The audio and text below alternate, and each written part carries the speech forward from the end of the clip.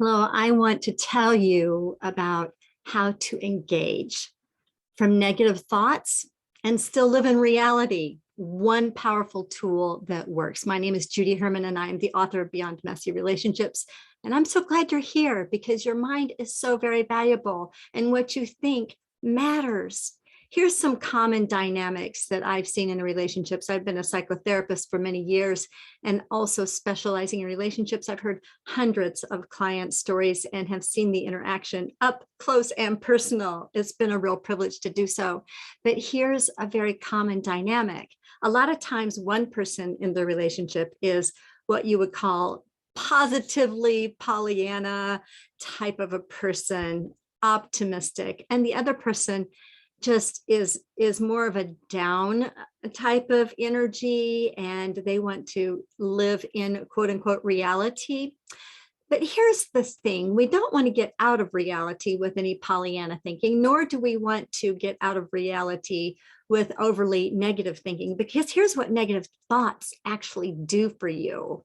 Ruminating about negative thoughts, ruminating about negative things that have happened in your life, ruminating about the past, trying to figure out the root causes, and all of that ruminating has been shown by research to lead to depression and anxiety. So your thoughts matter.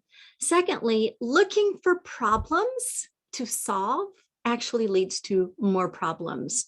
And then you end up spending a whole lot of your waking hours problem focused, where we need to change that, because we can actually create the very thing we don't want.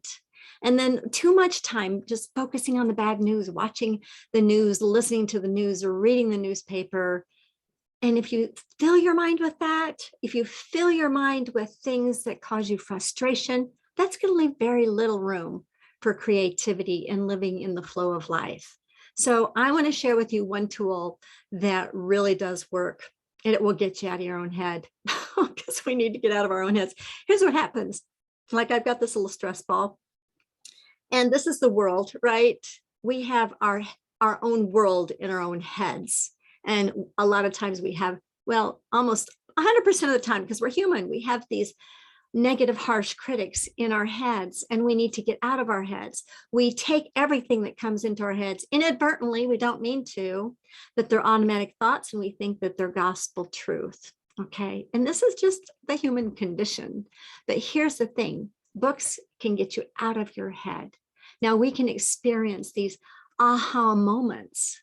Years ago, I read the book by Cloud and Townsend, and it was called Boundaries in Marriage. And I was going through my own, like, what's going on in my marriage? I was confused. I had a whole lot of negativity, and what's going on? And I was confused. Well, reading that book helped me get out of that confusion. I realized I am not alone. These authors in this book, they get me, even when others in my life don't. So that's what books can do for you, get you out of your own head and out of your own thoughts and out of your own critical judgments. And you can get some perspective about what's going on in your circumstances. And then secondly, so we experience the ahas. Secondly, we open our minds to greater truths. If you have been following me on these live videos, you know that last week I interviewed Amy Bolding. Go back to that interview if you've not seen it. I was amazed at this woman. She's a remarkable woman, went through a lot of things in her past, grew up in foster homes, from one home to the other, and occupying her mind with how can she escape? How can she be in a safe place going through abuse? And here's the thing, I was so touched by that interview is Amy had not ever gone to a therapist. She had read books. And here's another thing that touched me about her interview. She was not a reader. She didn't read books. But she started reading books, and she developed a love for it, and also got out of her own head and really got into a place of moving toward healing and being around others that were more healthy for her. So I was just very touched by that. And so don't let any kind of thing hold you back. Well, I don't read, or I can't hold my attention, or this or that. You can always get Audible books, right? Oh, I can't follow Audible books. Well, you can learn, right? You can learn to take 20 minutes out of your day to read a book. And if you're doing menial tasks, or if you're walking in the neighborhood, you can follow the train and the thought of an Audible book. I was very touched too by my mentor, Les Brown, who he's like a legendary motivational, inspirational speaker. Of course, you've heard of Les Brown, right? So he's been my mentor, but here's something I learned about my mentor, Les Brown. In grade school, he was considered educably mentally retarded. And he shared so openly with my group that I was in as I was learning and growing and how to develop my speaking skills. Here's one of his habits, which I was very touched. He reads at least 30 pages a day of a print book, reads it out loud so it can be retained in his thoughts. I thought, wow, that's so cool. One thing to read a book and read it silently, because you can read so much faster than you can out loud. But another thing to read it out loud, 30 pages a day, every single day. That's amazing.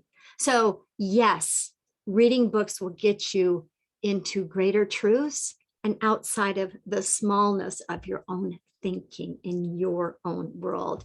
So number 3.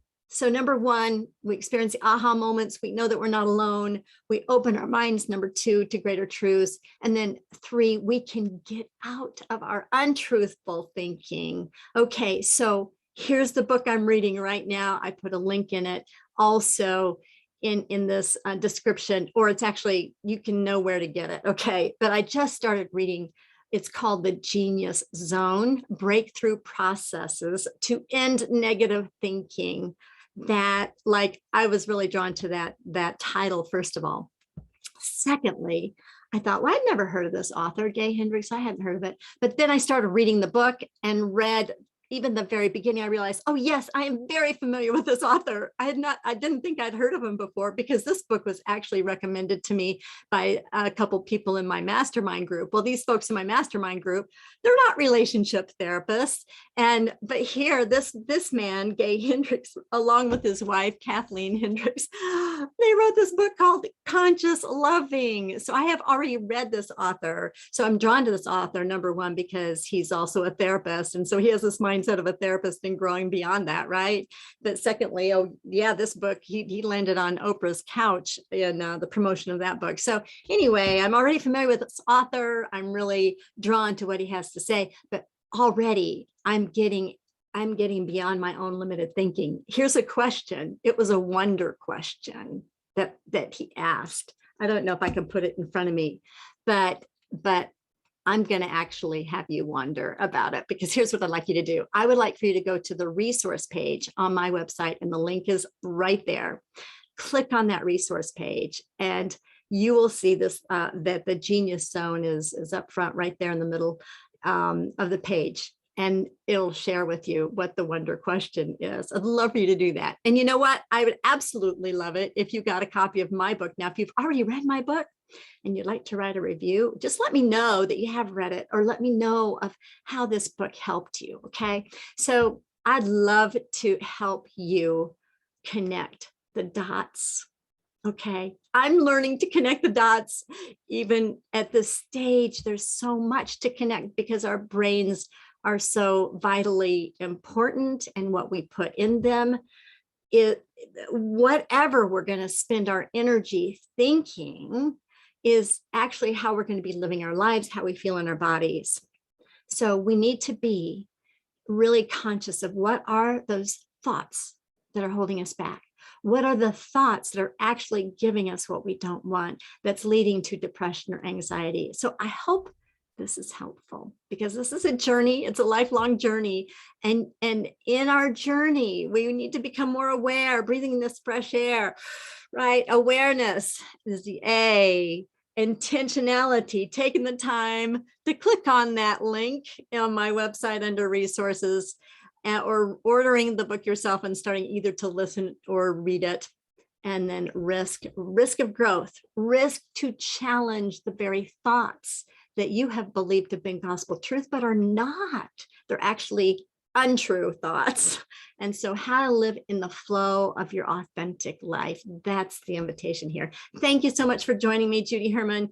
And I'm the author of Beyond Messy Relationships. I'm an advocate for human resilience and growth. I believe in you. So connect with me, okay? I would love to hear from you. Like, share. If this resonates with you, I'd love to connect. You get on my email list and we can stay connected, okay? So have a great day and see you later. Bye-bye.